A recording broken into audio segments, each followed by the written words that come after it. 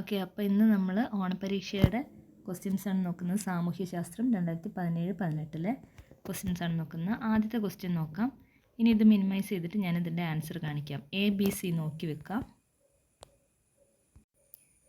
ആദ്യത്തെ ക്വസ്റ്റ്യൻസിൻ്റെ ആൻസറാണ് സ്ക്രീനിൽ കാണിക്കുന്നത്. നിങ്ങൾ പോസ് ചെയ്ത് വായിച്ച് നോക്കുക. ഓക്കെ, അടുത്ത ക്വസ്റ്റ്യൻസ് നോക്കാം. മറാത്തകളുടെ വളർച്ചയ്ക്ക് കാരണമായ ഭൂമിശാസ്ത്രപരമായ സവിശേഷതകൾ എഴുതാനാണ്. അപ്പോൾ രണ്ടാമത്തെ ക്വസ്റ്റ്യൻ, ഛത്രപതി എന്ന സ്ഥാനപ്പേര് സ്വീകരിച്ച മറാത്ത രാജാവ് ആരായിരുന്നു? ശിവജിയാണ്.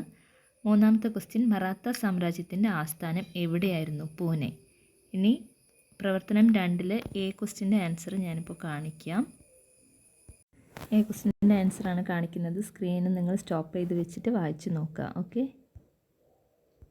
അടുത്തത് മൂന്നാമത്തെ പ്രവർത്തനം നോക്കി വെക്കുക. നമ്മൾ കുറച്ച് സ്പീഡിലായിരിക്കും പോവുക. അപ്പോൾ നിങ്ങൾ സ്ക്രീന് സ്റ്റോപ്പ് ചെയ്തിട്ട് വേണം എല്ലാം വായിച്ച് മനസ്സിലാക്കാൻ. ഓക്കെ, അടുത്ത പ്രവർത്തനം 3 നോക്കുക.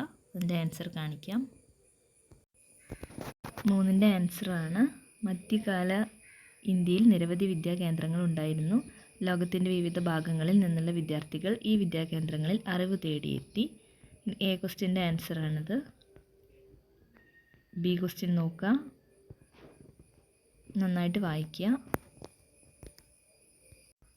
ഇനി നാലാമത്തെ പ്രവർത്തനം നോക്കുക. നാലാമത്തെ ക്വസ്റ്റ്യൻ വായിക്കുക. എ ക്വസ്റ്റ്യൻ വായിക്കുക. എന്തൊക്കെ വിവരങ്ങളാണ് നമുക്ക് ലഭിക്കുന്നതെന്ന് ചോദിച്ചിട്ടുണ്ട്. ബി ക്വസ്റ്റ്യൻ നോക്കുക.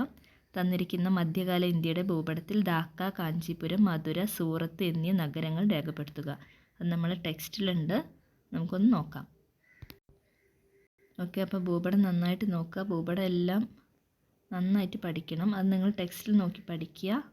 ഓക്കെ, ഇതിൽ ചെറുതായിട്ടാണ് കാണിക്കുന്നത്. അഞ്ചാമത്തെ എ ക്വസ്റ്റ്യൻ, തമിഴ്നാട്ടിലെ ലോറി സമരവും കേരളത്തിലെ പച്ചക്കറി വിലവർധനവും തമ്മിൽ എന്താണ് ബന്ധം? കേരളത്തിന് ഭക്ഷ്യ സ്വയം പര്യാപ്തത കൈവരിക്കാൻ സഹായകമായ 2 മാർഗങ്ങൾ എഴുതുക. കേരളത്തിൽ കൃഷിക്ക് അനുയോജ്യമായ ഏതെങ്കിലും 2 ഘടകങ്ങൾ എഴുതുക. ABC ക്വസ്റ്റ്യൻ നോക്കുക. അഞ്ചാമത്തെ പ്രവർത്തനം 5 ABC ക്വസ്റ്റ്യൻസിൻ്റെ ആൻസറാണ് ഇപ്പോൾ കാണിക്കുന്നത്.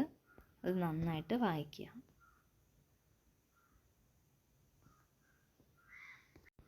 ആറാമത്തെ എ ക്വസ്റ്റ്യൻ, നമ്മുടെ പുതുതലമുറയുടെ ജീവിതശൈലിയിൽ വന്ന മാറ്റങ്ങൾ എന്തെല്ലാമാണ്? ബി ക്വസ്റ്റ്യൻ, വീടുകളിലെ മാലിന്യ സംസ്കരണത്തിന് 2 മാർഗം നിർദ്ദേശിക്കുക. എ ക്വസ്റ്റ്യൻ്റെ ആൻസർ, പുതിയ തൊഴിൽ മേഖലകൾ വന്നു. പുതിയ തലമുറയ്ക്ക് കൃഷിയോട് താല്പര്യം കുറഞ്ഞു. കായികാധ്വാനത്തോട് താല്പര്യക്കുറവ്. ജീവിത രീതിയിലും ആരോഗ്യ സുരക്ഷയിലും മാറ്റങ്ങൾ. പുതുതലമുറ രോഗങ്ങളായ ഹൃദ്രോഗം, പ്രമേഹം, രക്തസമ്മർദ്ദം എന്നിവ വ്യാപകമായി എന്നെല്ലാം പറഞ്ഞെഴുതണം. ബിൻ്റെ ആൻസർ, മണ്ണിര കമ്പോസ്റ്റ്, ബയോഗ്യാസ് പ്ലാന്റ്, ജൈവവള നിർമ്മാണം. ഓക്കെ, അടുത്ത ക്വസ്റ്റ്യൻ, തീരപ്രദേശത്തെ പ്രധാന വിളകൾ ഏതെല്ലാം? 7 എ ക്വസ്റ്റ്യൻ ആണ്. അടുത്തത്, ഈ വിളകൾക്ക് അനുയോജ്യമായ മണ്ണിനം ഏതാണ്? 7 ABC ക്വസ്റ്റ്യൻസ് നോക്കാം. ഇനി ആൻസർ കാണിക്കാം. അതിൻ്റെ ആൻസർ നെല്ല്, തെങ്ങാണ് വിളകൾ. പിന്നെ ബി ക്വസ്റ്റ്യൻ നോക്കുക. എക്കൽ മണ്ണ്, ഉപ്പുരസമുള്ള എക്കൽ മണ്ണ്. അതിലേതെങ്കിലും ഒന്ന് എഴുതിയാൽ മതി.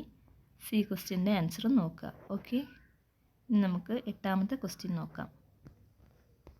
8ാമത്തെ ക്വസ്റ്റ്യൻസ് നോക്കാം.